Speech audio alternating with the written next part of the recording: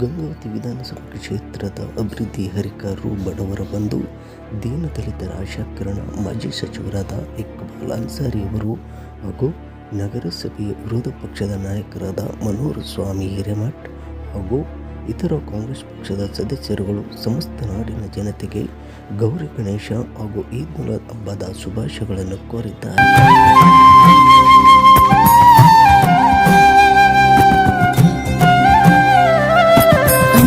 ತಾಯಿ ಮಕ್ಕಳು ನಾವುಗಳು, ಅಣ್ಣ ತಮ್ಮ ಅಕ್ಕ ತಂಗಿ ಬಂಧುಗಳು, ಜಾತಿ ಒಂದೇ ಧರ್ಮ ಒಂದೇ.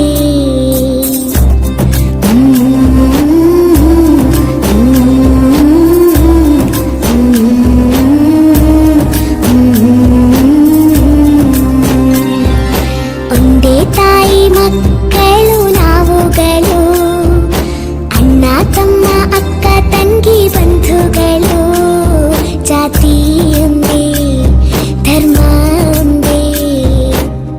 ಒಬ್ಬರ ಕಣ್ಣೀರ ಒಬ್ಬರು ಒರೆಸುವೆವು, ಒಬ್ಬರ ಹಸಿವನ್ನ ಒಬ್ಬರು ನೀಗುವೆವು, ಸಹಿಷ್ಣುತೆ ಕೊಟ್ಟೋಳು ಭಾರತ ಮಾತೆ.